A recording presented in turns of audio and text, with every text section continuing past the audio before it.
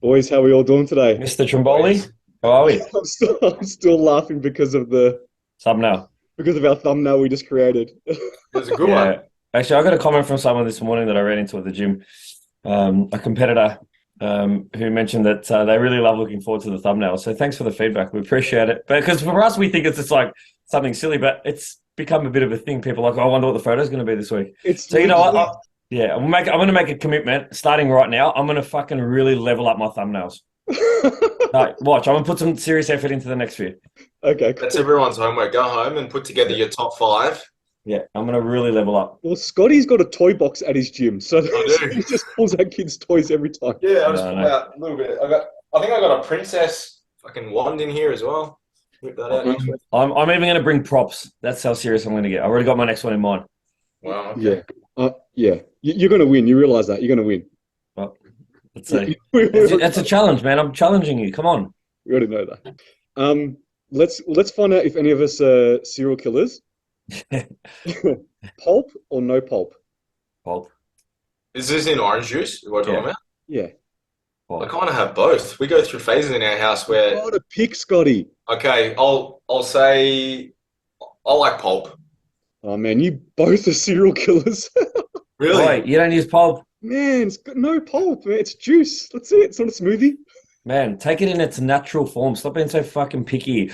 Oh, the little pulp pieces on my tongue. Yeah, I like a little bit of texture. Yeah. That's it, man. A bit of Yeah. texture. You're We've the got so psycho, I many think. questions. Let's start. Let's MT's go. like MT's like, where do we Where begin, do we man? begin? Now, look, we'll start with some light-hearted things. Mm, Some of your favorite gyms across Victoria. yeah. What's your favorite gym, MG? Uh, Powerhouse in Montmorency. Scottish Good gym. answer. Scott, what about yours? I'm also a big fan of Powerhouse. There's also a gym in Preston, ON&T. I find Oh the vibe there is very good. God. It's There's some phenomenal athletes and coaches that train out of there. that's beautifully managed. Um, No, I just signed up at Iron Kingdom, man, which is around the corner from my gym. oh Really, yeah, really happy with it. But I'm going to say for me, man, that powerhouse in Basie, man, was Yeah, yeah, same. yeah, probably That's my number top, one. probably tops of my list, man. yeah. Yeah. Powerhouse. But there's heaps of awesome gyms around. Like at the end of the day, it's like as long as the equipment's pretty good and the environment's pretty good, they keep it reasonably clean. We're pretty fortunate. I think we've got some good gyms in Melbourne. Yeah, yeah. Powerhouse Bayswater was the one on the top of my list. I like the gym that I train at, NRG. It's a bit Yeah. small. Yeah, that's good. The vibe's pretty good though. Um, Does that get busy?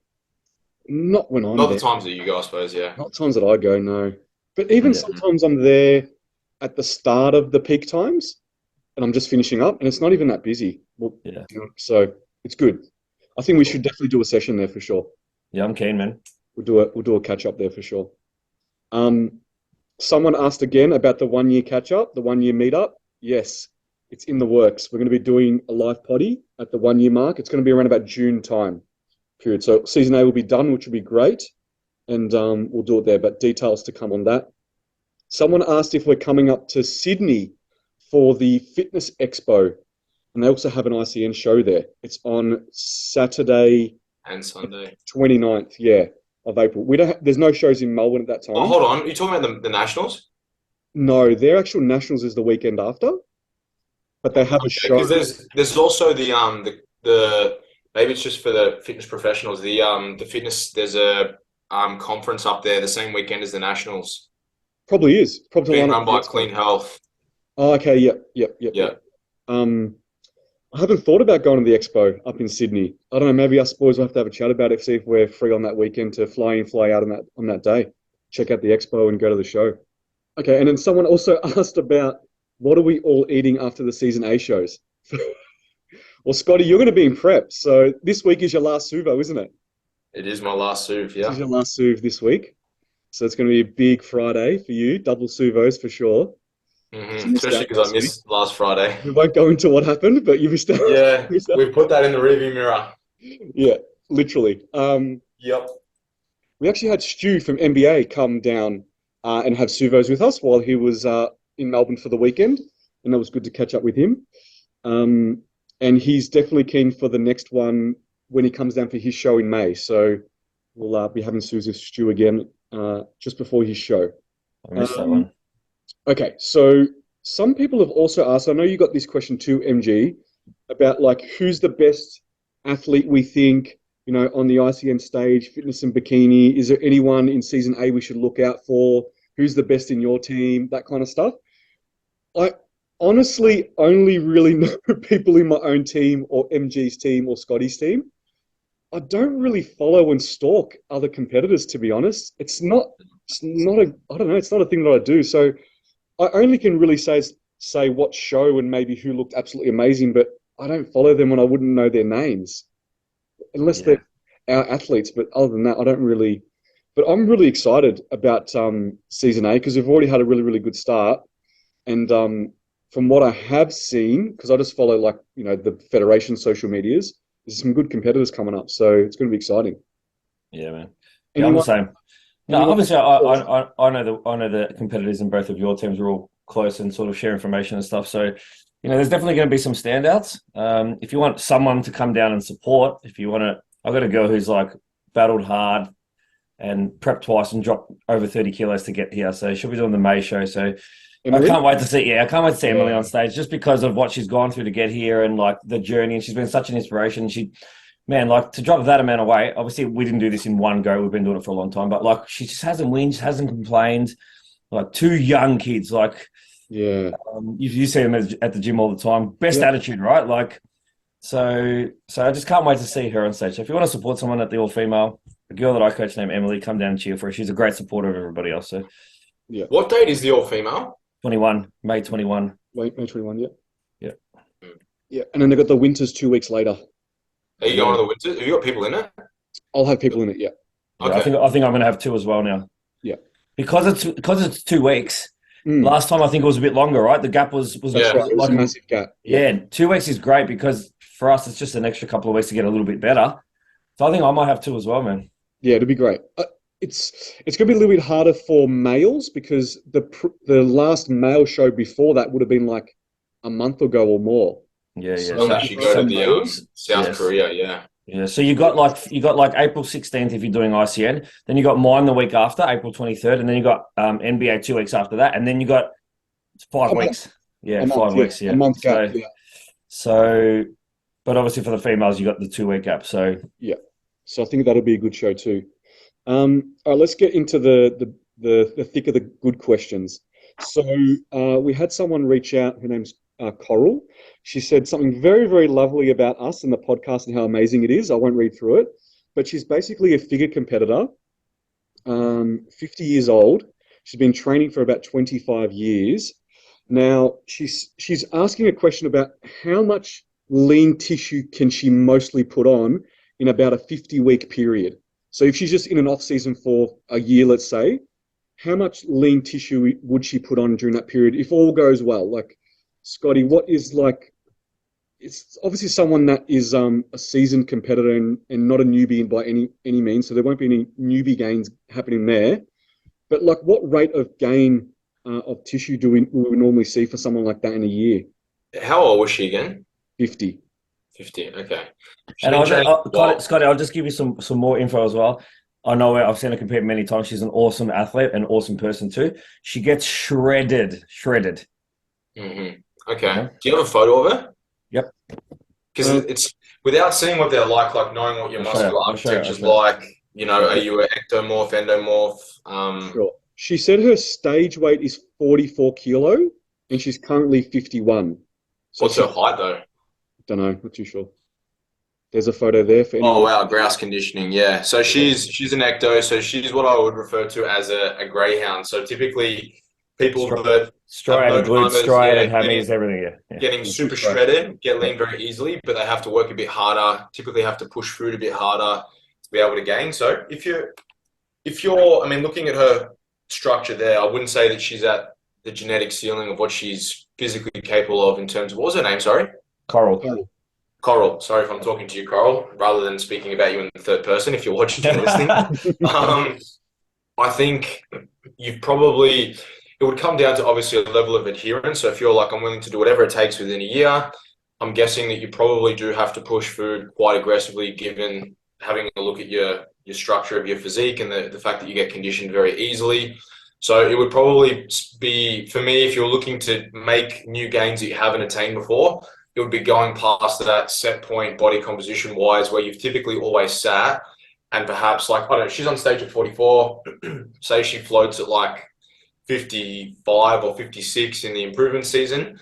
I would say, what's your training like? Perhaps you need to move up to a composition level and a scale weight level that allows you to facilitate a certain level and intensity in the gym that you haven't previously been able to expose your body and your tissue to.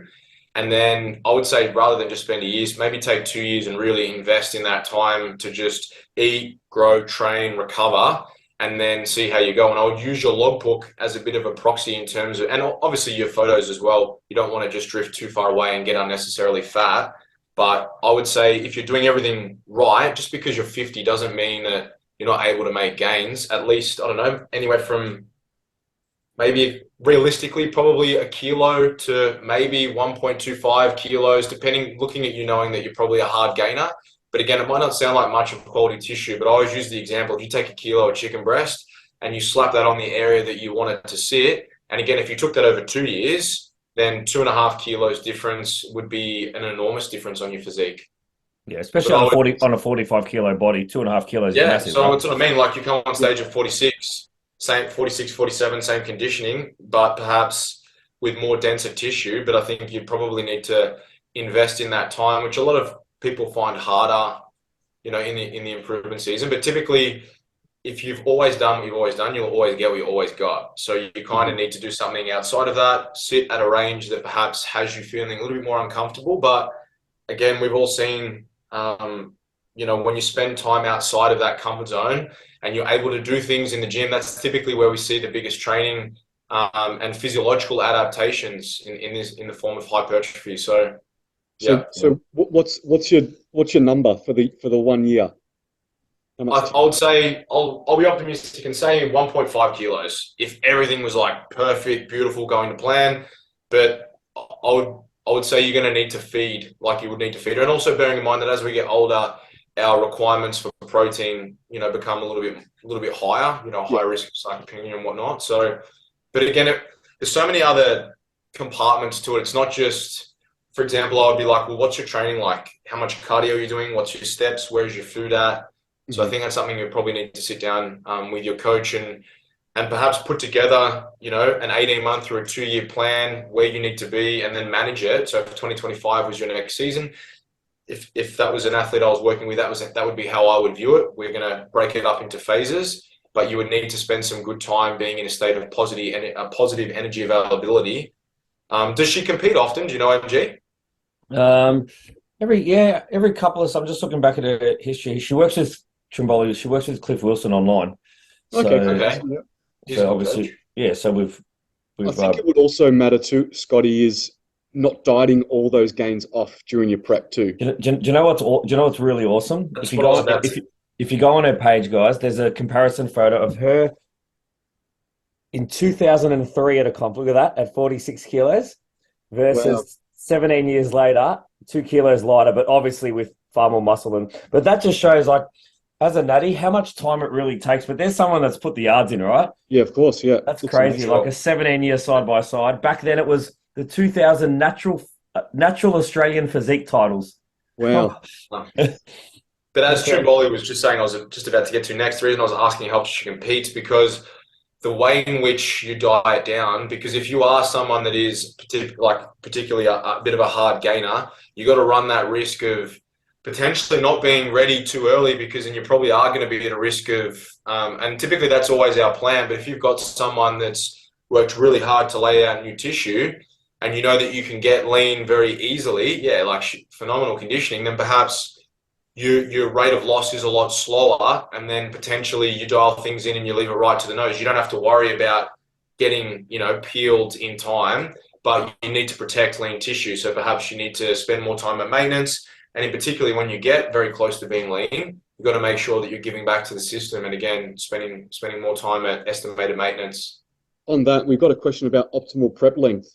So what would you consider for someone that's a figure athlete that needs to get really, really lean, or a bodybuilder needs to get lean, or a physique guy needs to get really, really lean? Like, how long would their prep be? roughly, and then Yeah. something that's more doesn't have to get as lean like a bikini or sports competitor.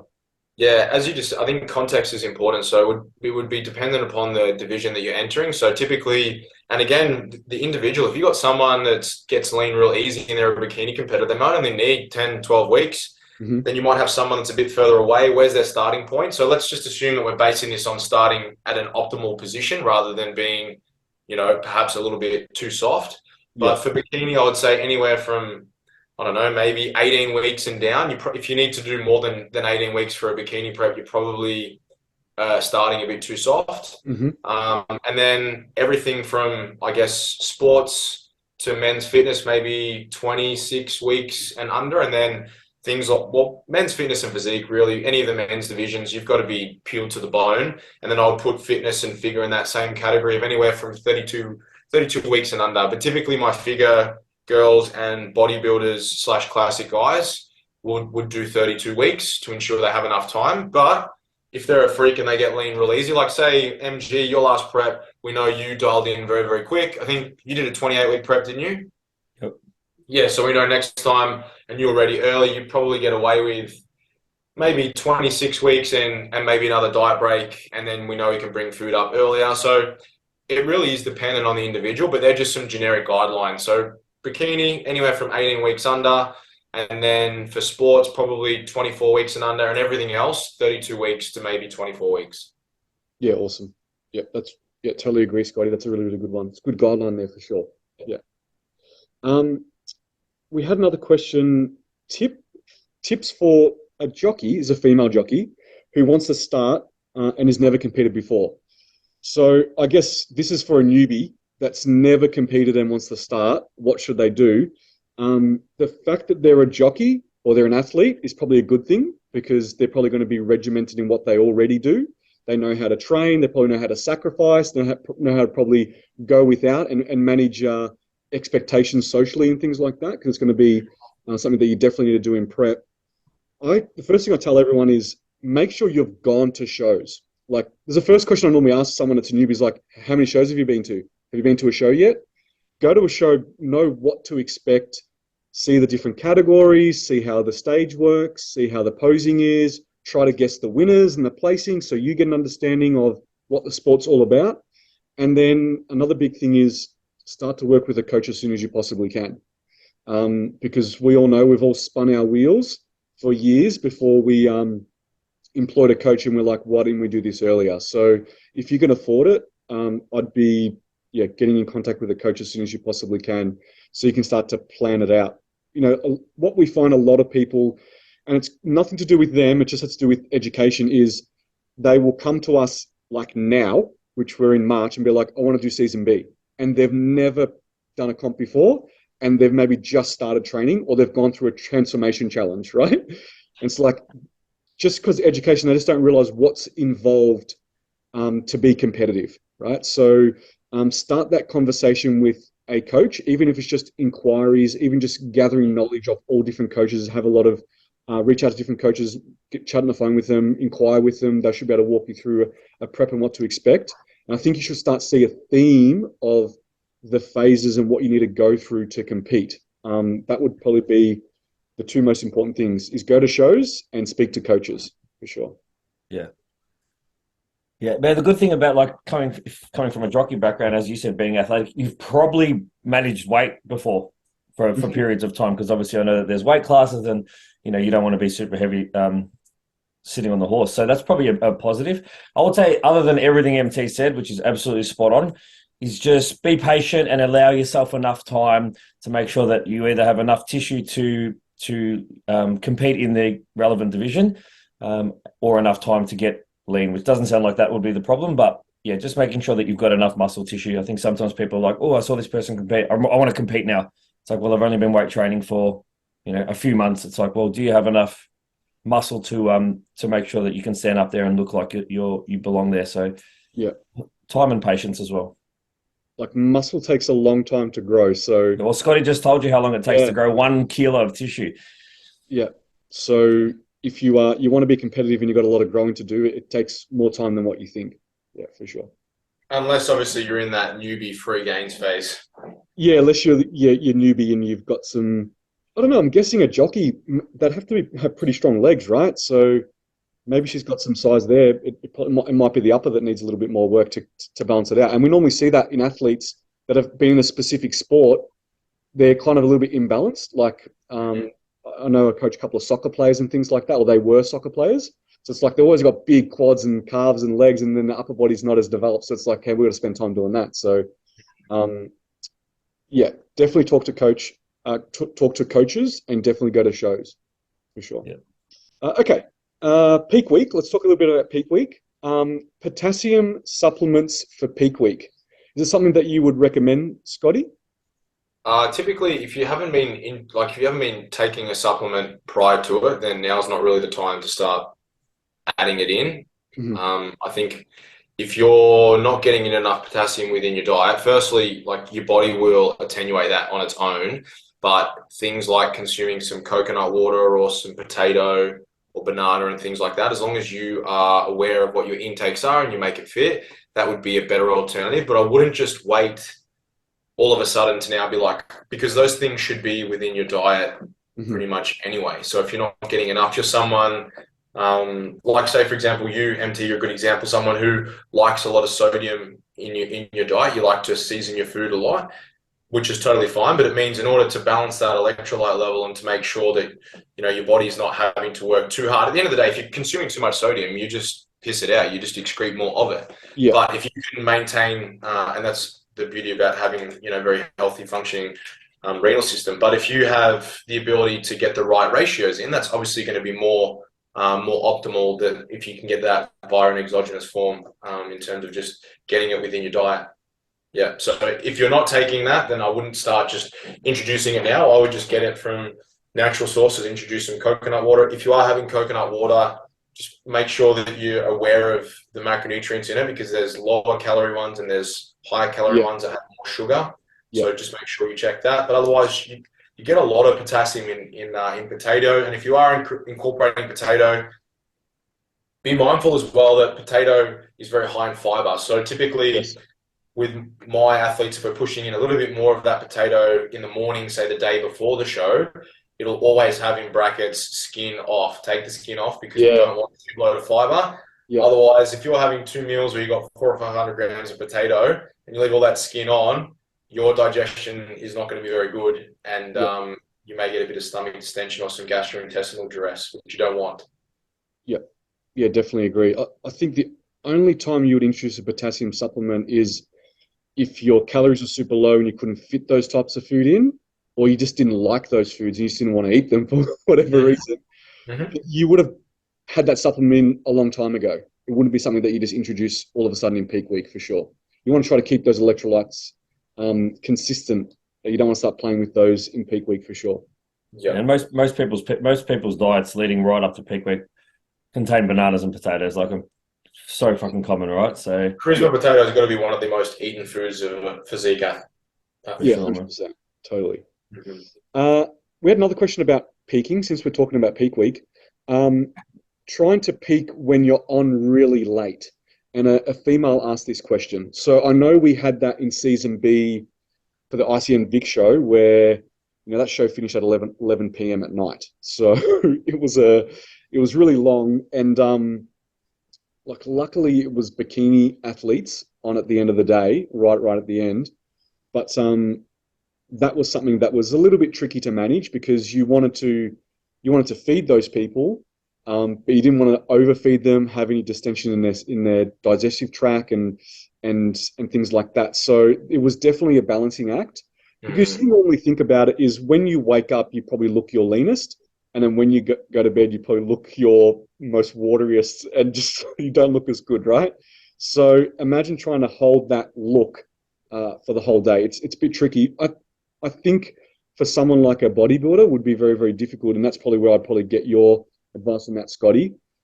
Because someone if it's run how a traditional show is run, and you normally got bikini at the end of the day, it's not as difficult.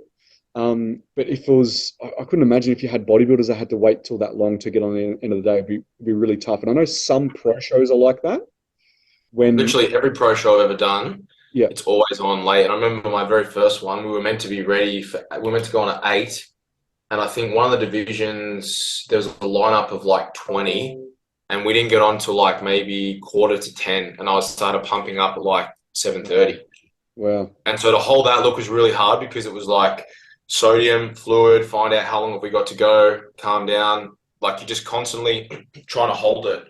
But if you know what time you're on, it's actually not that hard. It's just what you do throughout the day really matters. So for example, you literally don't do much at all other than relax, depending on the division and how much food you needed to push in. The other advantage is that you can feed earlier in the day, which is typically what I do. I'll push in more food in the morning, and you literally, other than to walk around to just have a bit of a light pump to help push that food around, you're just horizontal. And if you think about like when we wake up after say 8 or 9 hours sleep and we have a look at our physique in the mirror, and it's like, wow, you've got deep cuts, everything looks crazy. It's because you've just been horizontal. Yeah. So there's no blood sitting in certain areas pooling, your feet aren't heavy, you're not tired because you've just had a really good rest. So I would say sleep as much as you can, be as relaxed as you can, get majority of the food in within a period that you've got at least maybe 4 to 6 hours before you have to get on stage, so that by that stage you've probably had a bowel movement that day. But also I always like to feel like I'm actually hungry when I'm about to go out, because I just feel like my stomach's super tight. And even though you're feeding smaller amounts of carbohydrates, stick within that range of, if it's girls, typically not more than maybe 30 to 40 grams max per hour. Whereas guys, again, depending on the individual, up towards maybe 60. But again, partitioning that amount, if you're not moving around and you're not active, you could potentially spill. So it depends exactly. You got to watch the physique, and that's why throughout the day, when you get up to eat your meal, you'll typically sit down for a bit, wait 10, 15 minutes, let it start to digest, have a light pump up, go through your quarter turns, posing, and then probably every 2 or 3 hours, I'll typically just do some posing and prescribe that as well, so that, again, you can just assess the look. Are we holding it? I feel like I'm maybe starting to flatten out. At least you can change that on a needs by needs basis. But if you're at the venue, don't get to, like, if you, let's say if you're on at 6:30 at night, right? I wouldn't want to have them at the venue. It's different for girls if they have to have makeup, but I wouldn't want to be there before like 1:30, 2 o'clock latest. And even then, you don't want to move. Once you've got your hair and your makeup done, you're in the chair. Literally bring a doona, a comfy mattress, stay warm. Yeah. Bring your iPad, sit down, watch Netflix, don't talk to, and just literally relax. Try and stay in a parasympathetic state so that you're super relaxed. And then when it comes time to press play on switching everything on, you're ready to rock. Would you ideally say, if you were someone that needs to be super lean and hold that conditioning and you're on late, would you say you'd want to wake up coming into the morning flat or full? Probably not. I'd always rather, if they're on later, I'd rather have pushed more. So if they're on later, typically their meal before they go to bed will probably be a decent feeding, given that window. It's all relevant, that window of time, because let's say that you've got someone on at 9 a.m., then the meal the night before places emphasis. But if they're not until 6:30, they could have a huge dinner. And then after about when they wake up, they might sleep until 8, and then they wake up, they're in prep, they're going to be hungry. You give them a really, really good breakfast, like a decent sized breakfast that will hopefully help facilitate going to the bathroom. Yeah. And then just little meals. I'm a big fan of, rather than pushing in like 80 or 90 grams, if it's a female, like smaller meals, feed 30 to 40 grams of carbohydrates, say every 75 to 90 minutes if you need to. But again, if you know the look and you can see, and that's why you've got to light pump up, are we where we need to be? If you're struggling to pump up, then you're probably flat, and maybe you need to push in a little bit more. Yeah, that makes total sense.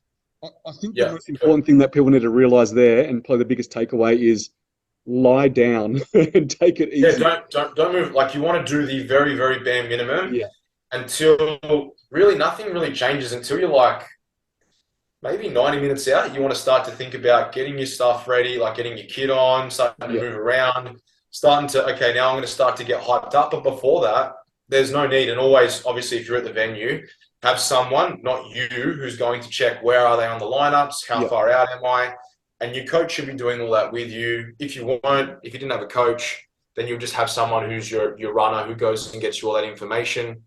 But just stay as relaxed as you can. and then you will know what time you're on. But that's why it can be advantageous to have someone at the venue earlier in the day to see, are we ahead, are we behind? Mm-hmm. And sometimes they can be behind, and as a coach, it's frustrating because you're like, all right, we can chill, and they're like, oh, we've caught up now. Caught up, yeah. And so you're like, fuck, okay, cool. So you kind of need to, I always like to have a plan A and a plan B. So if they say, all right, sweet, we're caught up now, if you're an hour out from stage time, what are you going to do if they're like, we're caught up, we need to go? And if they're not, then you'll stick with what you were going to do. So this is where your coach can earn their money as well. Honestly, one of the biggest things that kind of worries me when they've caught up, or whenever you're kind of just trying to manage the time when they're going to be on, is when they have to go get touch-ups, their tan and things like that. I like to get into that early, because the last thing I want is to be hanging around the tanning booth like, are you done yet? Are you done yet? Are you done yet? Yeah. So when they're like, when do I put my bikini on? When do I put my shoes on? I probably get them to do it not really early, but early enough that if they ever catch up, we're not in trouble. Yeah. And to go see the tanner, to go see whoever they've got to go see to get any touch-ups, if it's lipstick or whatever it needs to be, like, go do all your touch-ups with plenty of time to spare. And if we're early, it's fine. At least it's all done. We don't need to worry about that. The last thing we've got to worry about is just pumping up and going out. And one thing I kind of do, and I think you boys might do the same, is after they have been chilling out and relaxing for a period of time, is I almost do a pre-pump up before the pump up. It's like to get them warm and to get them going. So even if it's just half the amount I would normally do, and then we chill for a little bit, maybe there's a little bit of food that goes in, a little bit of water, and then the actual pump up happens, half an hour, 20 minutes out, something like that. So do you guys do that at all? Like a little pre-pump before the actual? No, I'll typically just do posing before that. But it is the reason's for the same thing as you said, right? It's just to get a bit of stimulation, get the body a little bit warmer. Yeah. So I definitely agree with you on doing that. Otherwise, you just go straight from doing absolutely nothing to like bang, pump up. Pumping up, yeah. I do like a little bit of arousal, right? A little bit of stimulation. So, and I think the only other thing like to add as well, which Scotty touched on it earlier, right, is like, if you're going to be on later, you're obviously going to be having more meals, right? So more meals throughout the day. So just think about what you're ingesting too. Remember what Scott said before about, your fiber intake and stuff is like, you don't want to be having 3 meals instead of, someone who's on at 11 a.m. only has to have one and some snacks. Don't get creative or try and have anything fancy. I think keep it really simple. Basic food is the best. Things like chicken, rice, peanut butter, like, stuff that that you're able to digest, not going to be crazy high in fiber. So that's probably the only other takeaway is just think about if you're going to have multiple meals that day, what's in those meals. But your coach would, most likely tell you exactly what to put in those meals, but they would be the considerations for those meals. Yeah, and also if they haven't had a bowel movement for the morning of the show. Hey, short black man. Yeah, honestly, like I've had competitors on show day, especially when it was that long show when they were on very, very late, and they hadn't had a bowel movement for the morning, and it got to about midday, and I hadn't had one. I was like, go to the coffee machine and go get a Right. coffee. Hey, I'll tell you this story. Elise started drinking coffee at Nationals. That was her first coffee that morning, right? Because we were trying to encourage a bowel movement. That's fact. You can ask her. That is fact. That was her first ever espresso ever. See, everyone's thinking vodka on show day. It's actually coffee. It's coffee. And now, do you think she's a coffee drinker now? She must be, right? How could you not? Yeah. Hey, you had the espresso cup, didn't you? Yeah. Yep. That's right. Yeah. That's it. And it's always a good idea as well I always have my athletes to bring what we refer to as a backup meal on top of everything else that's there. So it'll typically be a meal. You'll always obviously bring your scales and whatnot, but you might have, say, 100 grams of chicken breast and say 200 grams of cooked white rice, whatever it is. And so at least that way, if you are running a bit behind, you can use that. It's not like, fuck, I don't have, like, for whatever reason, say it's the one-day show, which we knew was always going to run late, and it did.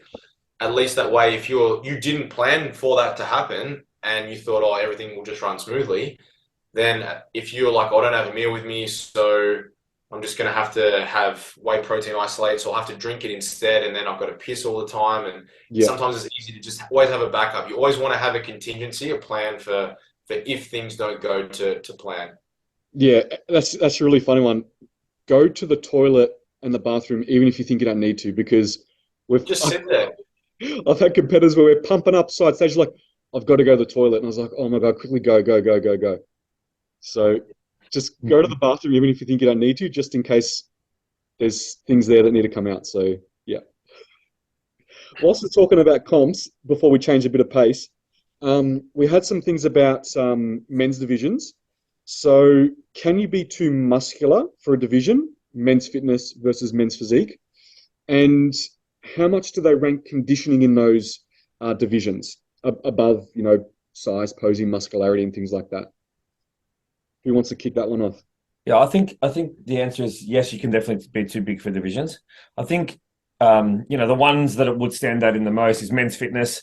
I think even just at the rookies on the weekend, there was a guy who did place in top 5, but he was just substantially bigger, particularly through the upper body. Yeah. And I know I was sitting in the crowd next to a few people who, were obviously there to watch someone who was competing for the first time, being a rookie show, and didn't quite understand why he wasn't winning. Yes. Because he was the biggest. He was the biggest, yeah. Because he was the biggest to the naked eye, but he didn't quite meet the criteria. In fact, he probably looked like he would have been better suited if his condition was on point to potentially do something like classic, right? Yeah. So you can definitely look too big in fitness. Can you look too big in physique? Yes, I think you definitely can. But have I also at times seen big guys do well in physique? Yeah, definitely. Mm-hmm. So I think it depends on a few things. I think every federation is different. I think every federation likes certain things. So, for example, I think if you look at A and B specifically in classic, I think we would always opt for a more muscular physique than a conditioned physique in classic, because we want to separate it from bodybuilding. So we want size, we want condition, but the most conditioned guy wouldn't necessarily win.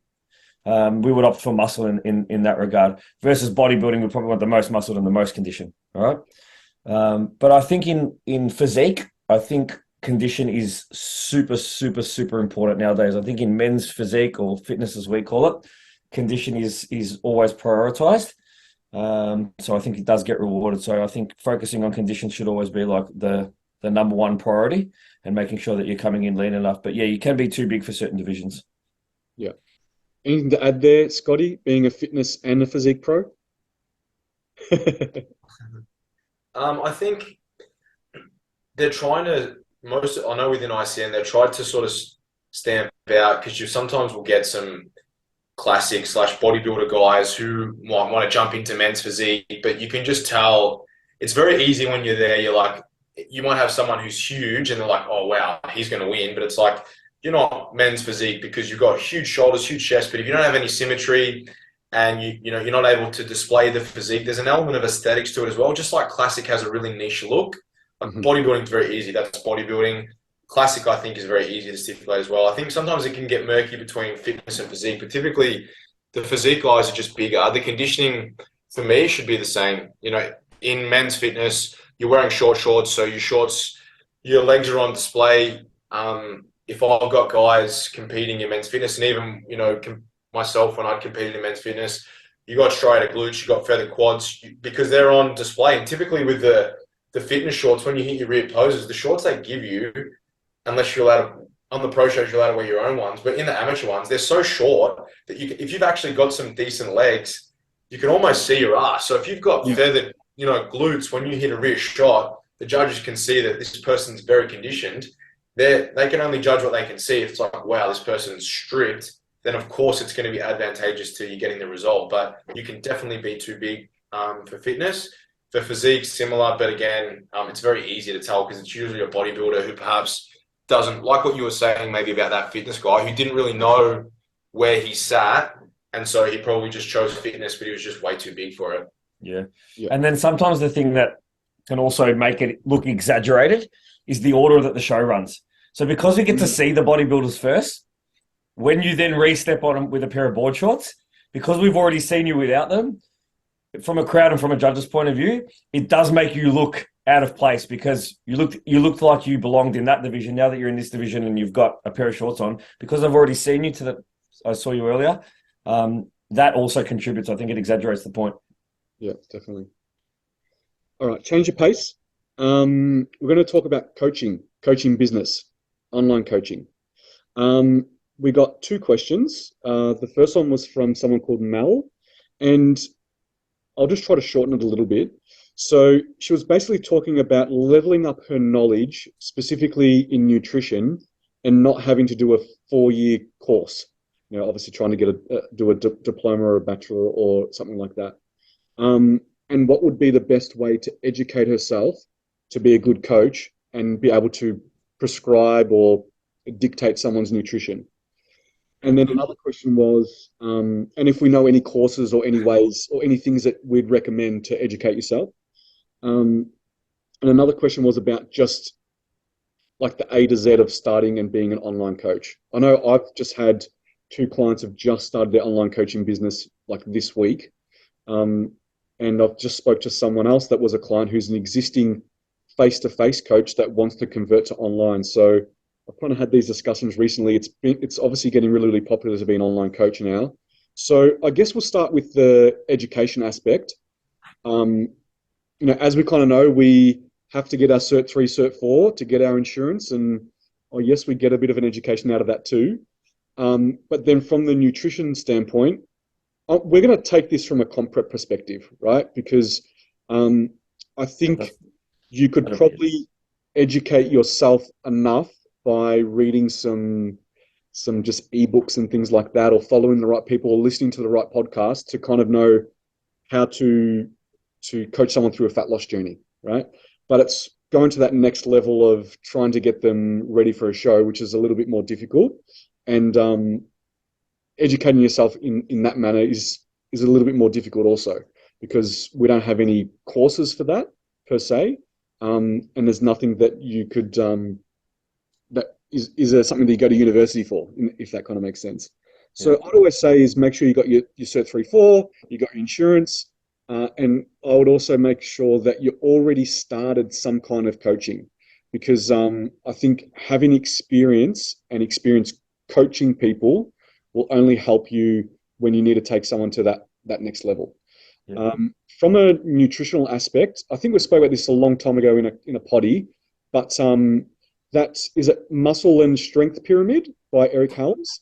There's a training version and there's a nutrition version, and it basically goes through like the fundamentals of nutrition and the fundamentals of training, which is something that's probably above and beyond what you're going to learn in your Cert 3, 4. That's more specific to, let's call it bodybuilding or physique sports. So Eric Helms, Muscle and Strength Pyramid. Have I got that right, boys? Is that what it's called? Yeah, and then there's another one which is RP, which is Renaissance Periodization, which is Mike Israel. Same, they've got one as well. They've got something similar. Okay. Yeah. So Muscle and Strength Pyramid, definitely recommend that. That'll give you just a little bit better foundation than what you would get straight out of your Cert 3, 4. If you wanted to work on the coaching aspect and you felt better to have a course behind you than other just going through the trenches, then there's things like Precision Nutrition or MAC Nutrition. They have online courses that you could definitely do. They're not a 4-year course. They're more like a 1 year or 6 months. I'm not too sure. I don't think they're that long. But that will definitely help you with educating yourself with nutrition in general, but also help you with the coaching aspect and give you some tools there too. Yeah, I would say, like, for me, like, the best thing that you could do is find someone that you honestly look up to, that you think is super knowledgeable, and fucking get them to coach you.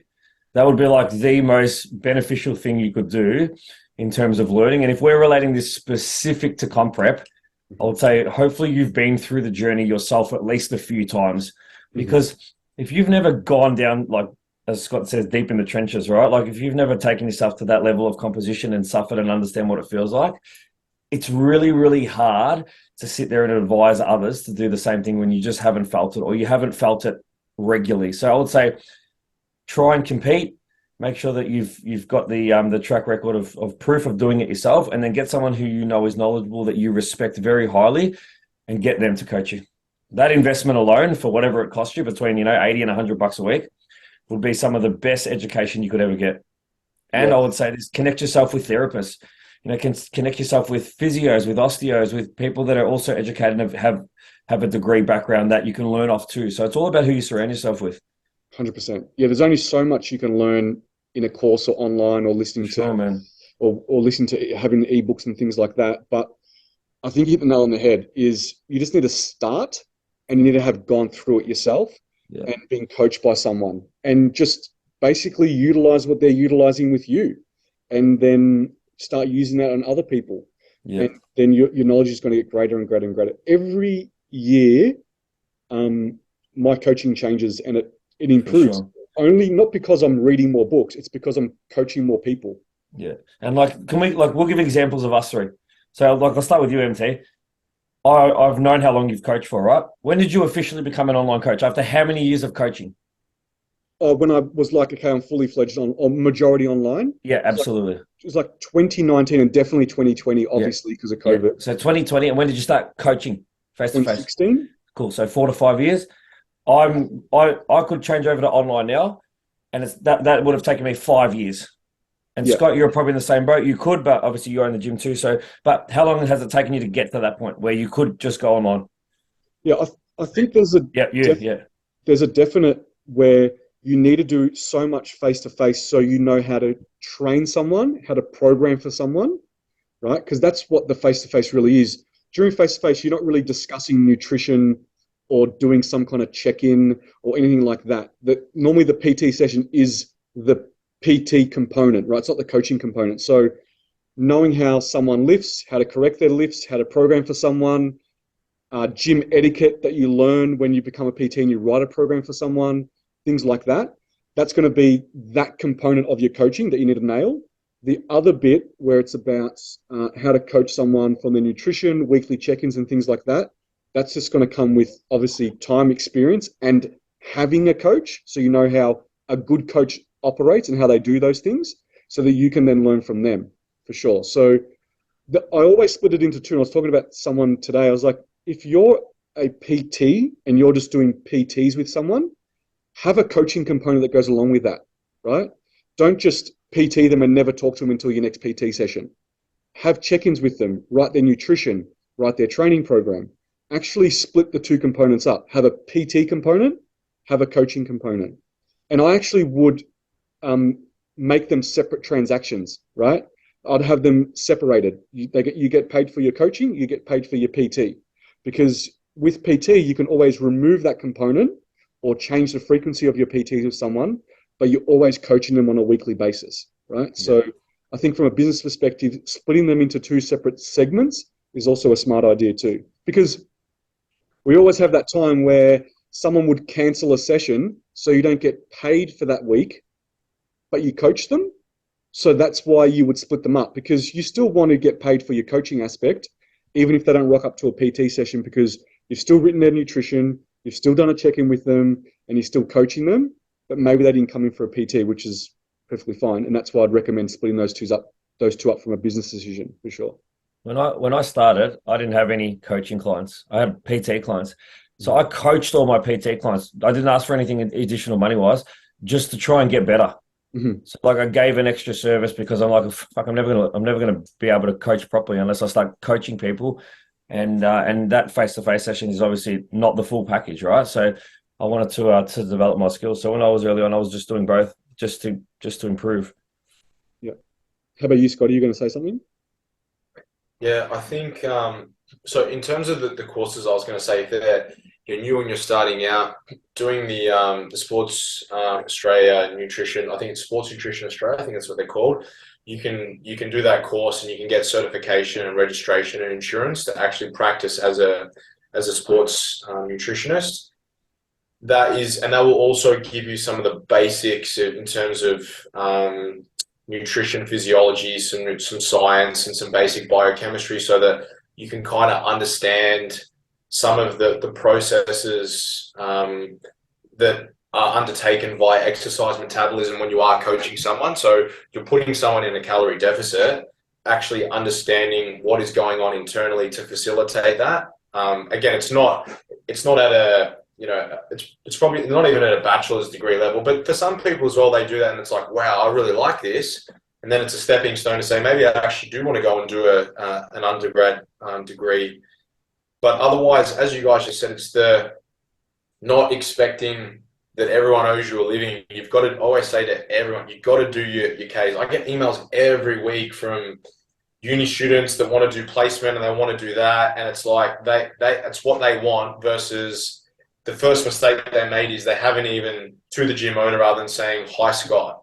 Like, at least if you want, do you know what I mean? Like, at least go and do your research I only want to learn from you. You're the person that I want to get as much information as I can. And that's what you have to do. As you guys have said, you've got to surround yourself with someone who is exactly where you want to be in 5, 10 years time. Yeah. And you need to be a sponge, absorb, pay whatever you need to pay, volunteer, anything that you can do. I remember when I was at uni, I was working maybe 50 hours a week. And of that, I reckon maybe 30 of them were voluntary, because I just wanted to learn from, the best strength conditioning coaches, the best sports scientists. And you might be like, people will be like, why are you doing this? You're not even getting paid. It's like, yeah, but what you're learning is worth its weight in gold. The money will come. So as long as you take that approach that you need to do your time, write programs for everyone, your mom, your dad, your sister, whoever, because you helping them get a result is going to be your best marketing tool. And as you said, MT, about splitting up the PT and the coaching, that's very important. And what MG said as well, like offering the coaching to your PT clients and showing them what online coaching is. Because for a lot of people who are just, everyone wants to coach physique athletes, but it takes time and it's a very niche area. So you're going to have to firstly compete yourself, hopefully get a result. You can make a name for yourself. But if you don't, then you might have to take a longer route with just working with some more Gen Pop. But most Gen Pop people don't necessarily understand what online coaching is. And a lot of people getting into it think that it's just you send an email, these are your macros, this is your program, I get my money, I can work wherever I want, it's awesome. But there's a lot that goes into it. So I think devising your own system, and whilst you're coaching practically in the gym, it gives you the ability to do that and expose your existing clients to that. And then you can sell them on the system that you're doing and tell them, for an extra $25 a week, I'm happy to check in with you. Even though we only check in on our clients maybe once a week, they might say, we're going to check in on twice a week. This is your day. This is what I need from you, so that they feel like you're giving them the world. Mm-hmm. They're your most important client, and they would rather do anything than not have you as their coach. Yeah. And once you have that, but the only way that you're going to get that is by giving that value.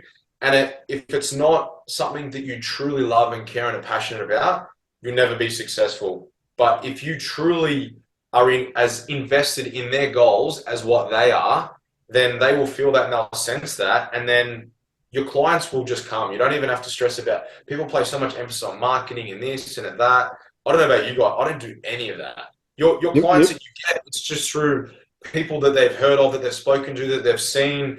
So if you start off with one client, that client should be your everything. Text them every day, check in on their food, because if they're getting a result, their result is going to be your biggest marketing asset. They're going to tell 2 or 3 people are going to see them.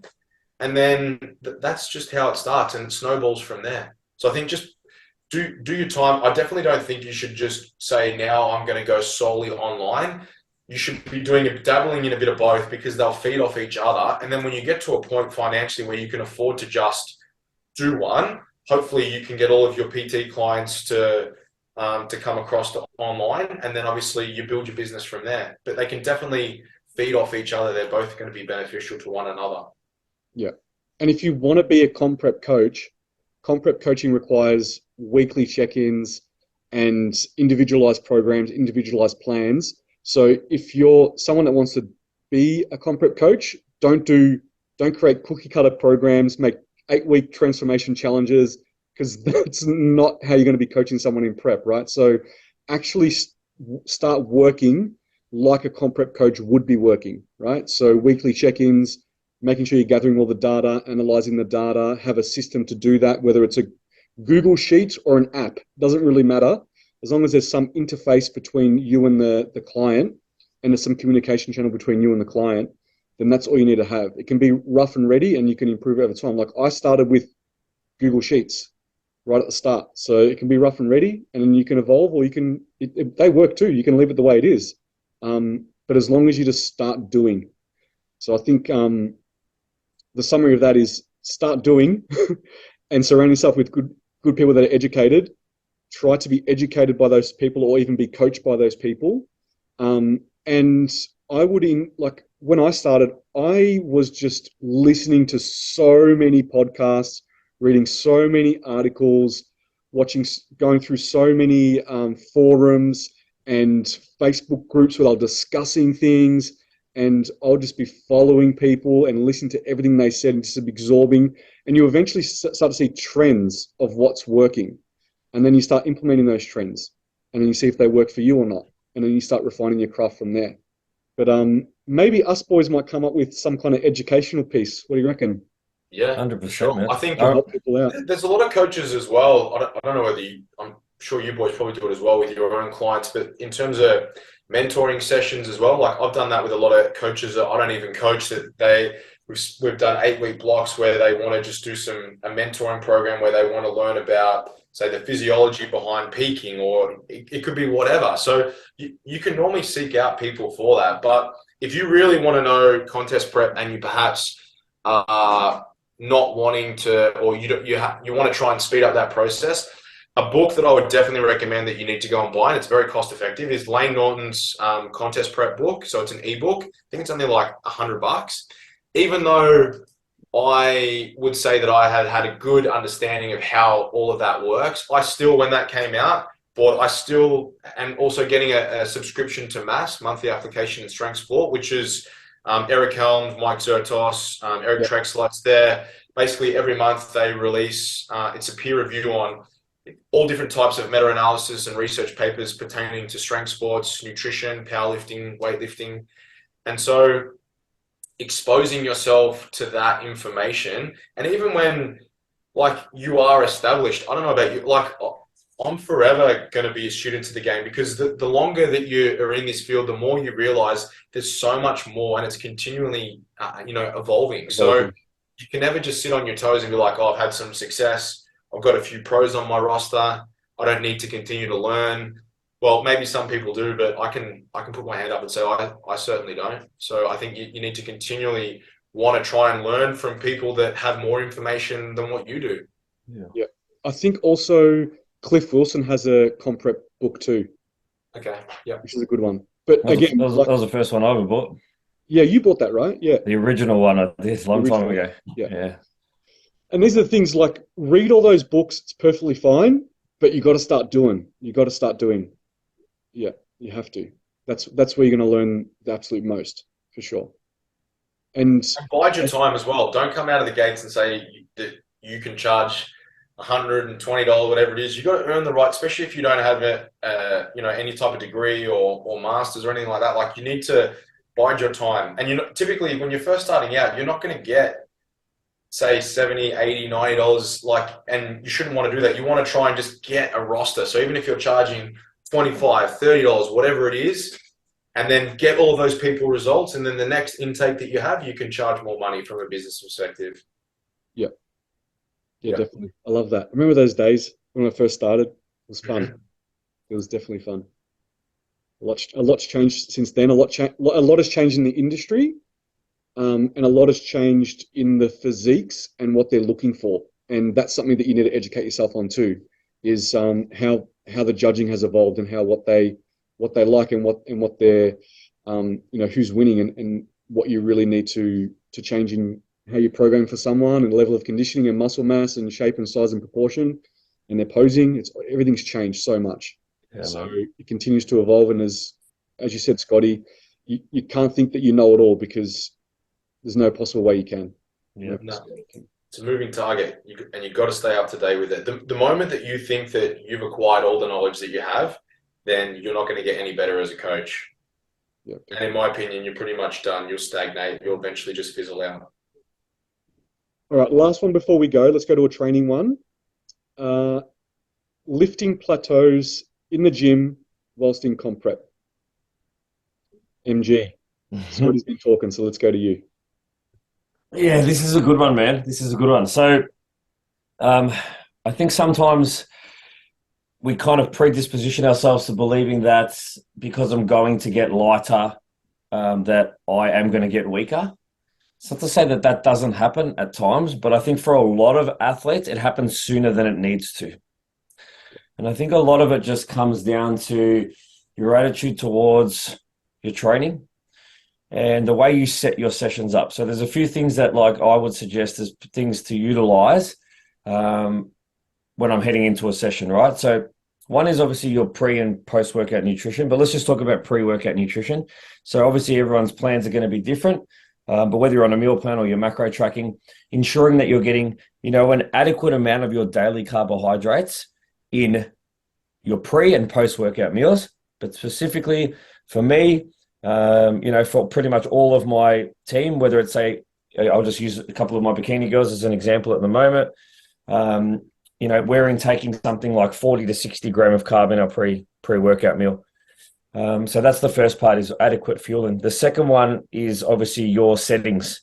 So where you're training, the environment, and also your arousal levels, right? When I say arousal levels, I don't mean you're watching porn before you go in and train, because I guarantee there's going to be fucking someone who's listening. It's like, ooh, fucking arousal levels. I'm talking about your music, your environment, and also things like, if you're someone who takes stims, your caffeine dosages as well, right? So I know for me, particularly as I was getting towards the back end of prep, rather than smashing coffee in the morning, I would maybe just have like a teaspoon Nescafe. Normally I'd have 2 or 3 teaspoons and really save a bigger dose of pre-workout for my session, because I knew that I was going to need the kick in the ass that day, right? Because I knew I had RDLs, which for me were always my exercise. Like, fuck, I'm now down to 78 kilos. I started this at 98 and I know I've got to go in and do 3 plates a side. That used to get in my head, but I never used to let up. I would just, as I said, dose appropriately, and pick a training time that I knew. For me, this is what worked for me, is if I knew I had a really big lift and I was worried about a plateau, I would train at a time where at my gym people were around, because it would fucking make me level up. I'm like, I'm going to train at 5:30 tonight because I know that this person's going to be training, and I'm going to fucking want to level up in front of them. So you used to say, "Can you come train with me, bro? I need." 100%. Yeah. So and it wasn't something that I needed all the time, but every now and then I needed a mate to be there. I needed MT to come and like fucking slap me in the face before. And I know, like, not everyone needs a good hyping, and I don't need a good hyping all the time. I'm not like a massive grunter. I'm not like I make a little bit of noise sometimes, but every now and then I did need a little bit of extra stimulation. So MT would come and just give me a bit of a rub down. You're talking nose, grunting, and arousal levels. Hey, maybe that's the title of this week's potty. But no, they're all important things, right? They're all important things. Are you going to potentially hit a plateau when you started RDLing at 99 and now you're down to 78? Maybe, but I think a lot of people sell themselves a little bit short. And Scott said something before we got on air, and I was going to leave it for you, Scott. You can say it now if you want. I just thought it was fucking spot on. You're on a roll. Take it. Yeah, it was like, you know what, just fucking suck it up, put on your big boy pants, and just fucking go in there and get the job done. Like, attitude's such a big thing. And I was talking to you earlier this week. Remember you said, how was your week? And I told you I read that awesome book. Yeah. I read a really fucking motivating book. It's called The Power of Passion and Perseverance. And it's like the people that are willing to really, the book basically just was a neuroscientist and a psychologist, a female who her whole life spent studying work ethic and effort over talent, right? And basically, those people that were just willing to suck it up and put their big boy pants on and go in and get the job done always came out on top in almost every single situation. And a plateau is no different, right? It requires you to level up.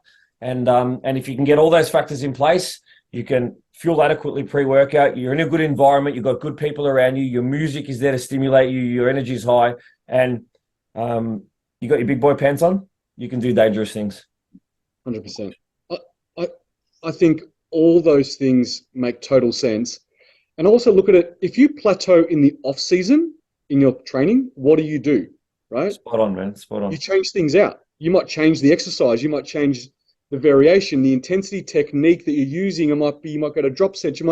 Maybe you need to change too. Maybe you need to change what you're doing because you've been doing it for too long and you've plateaued out. You can do that in the comp prep. We always plateau in all different phases that we're in. So it could just be that simple too. Yeah, and I just think don't let one plateau ruin your whole fucking week. Yeah. Right? If you hit that plateau, it's fucking not the end of the world as well, right? Yeah. There's always next week. There's always your next session. There's always your next exercise. I've just seen so many occasions like you have a plateau, and that's allowed every now and then. Just don't let it psych you out for what's next. Yeah. Closing words, Scotty? No, it was good. Arousal. Closing word, arousal. Arousal. Word of the week, arousal. Hey, can I? When you were talking earlier, something stuck in my mind, which was fucking funny.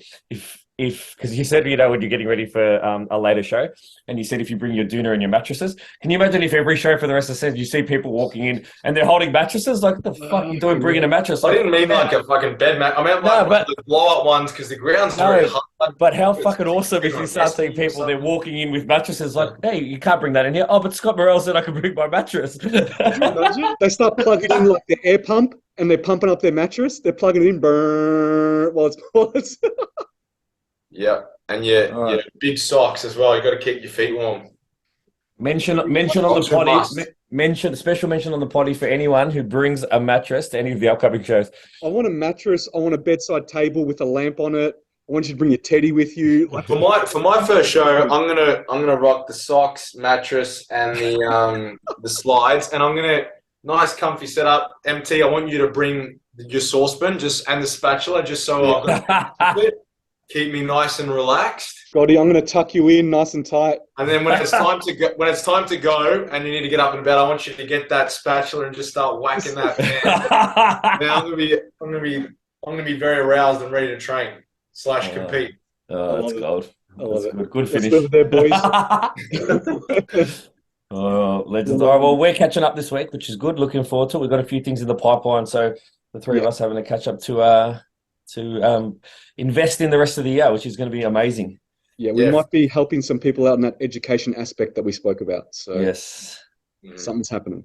All right, let's leave it and there. Supps on Friday, yeah? Supps, obviously. If anyone wants to join us for Supps this Friday, tell them where we're at, MT. D's, Suvalaki, Airport West, Hood Street. 7:30 p.m. 7:30 Friday. Be there. All right, we're out. See you, boys. Take care. Laters. Everyone. Ciao.